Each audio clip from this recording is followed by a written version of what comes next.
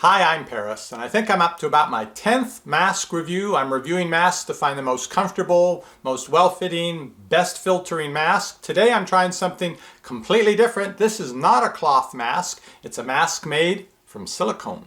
A company called GIR produces these masks, and the mask itself is silicone, and you put a filter inside of it. So let's take a look. There's more stuff in there, but here is the mask itself.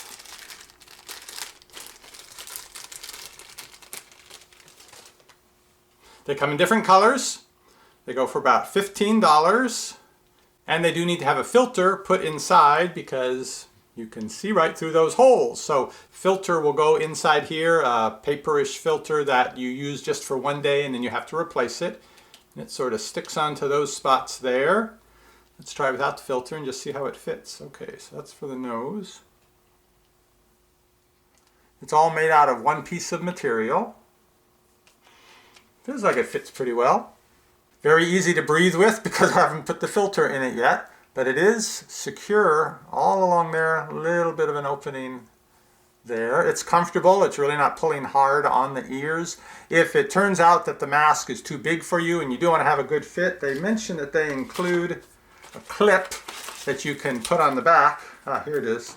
So you can put the strap, the ear straps through and use it to tighten it up to fit a smaller face. Included in the mask kit are a 5-pack of filters. I've ordered an additional 10. They're about $1 a piece. Here's a single filter. So this is an ongoing expense with this mask, but it does save you from having to buy a number of masks. And as for washing the mask, you can throw it in the dishwasher. You can put it in the microwave. You're basically sterilizing it. So there are 2 little plastic pieces here that cover the adhesive strips. There's 2 little landing spots here for the adhesive strips because I guess silicone is especially slippery. They might not stick too well to the silicone. Okay, I think I got it in place there. That's what it looks like on the inside. Now I can do my testing with it. A little bit of that paper is pressed up against my nose. I can feel a little on my lips. Oh yeah. Now it's definitely more effort to breathe.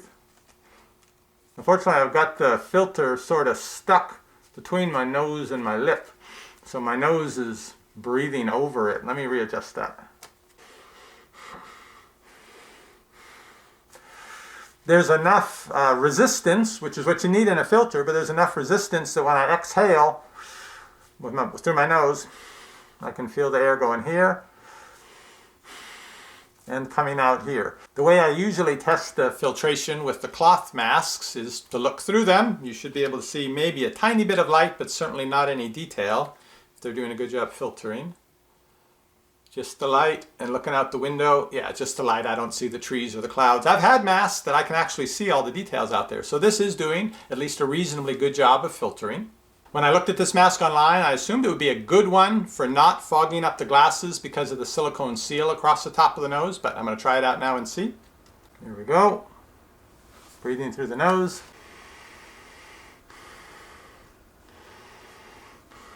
No, it comes right up where I was afraid, right there in that little gap. Let me pull it up a little higher. It's still... Now my nose is outside the filter, the air is just going every which way.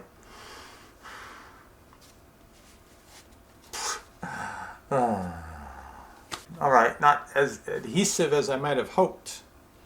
Am I missing the spot, or have I just used up all the adhesive?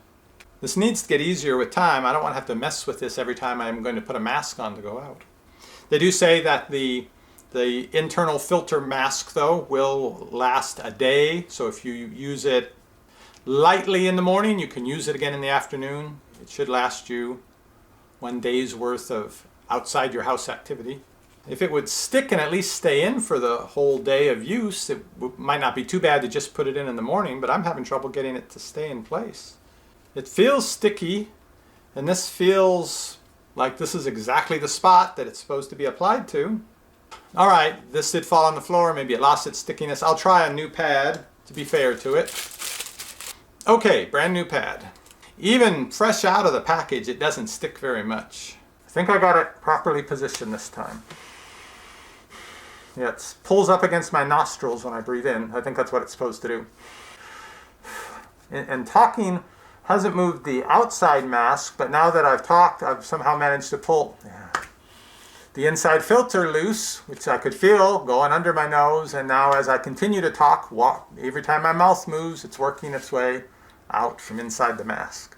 Okay, I went and enlisted the aid of my daughter. I wanted to make sure I was giving the mask a fair shake and to see what she thought of it. And to not put too fine a point on it, this sort of thing with the adhesive pads and all that, does that remind you of anything? Something I have no first-hand experience with, so I thought, okay, I'll go to a woman.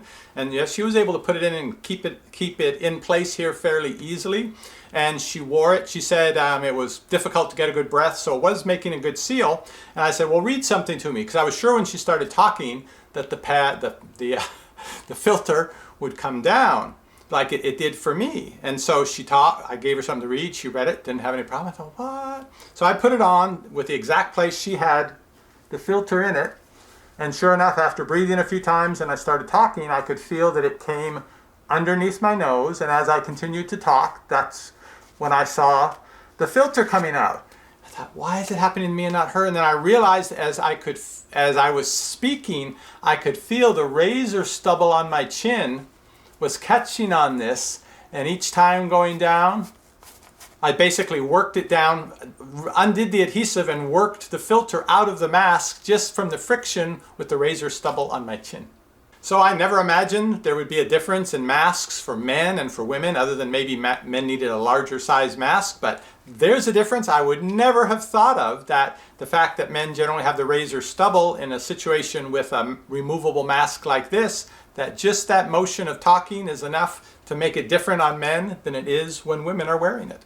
So I never thought I'd have to sort my recommendations by sex, but it seems to me that this may not be the best mask setup for men because of razor stubble, but it seems like it might work fine for women.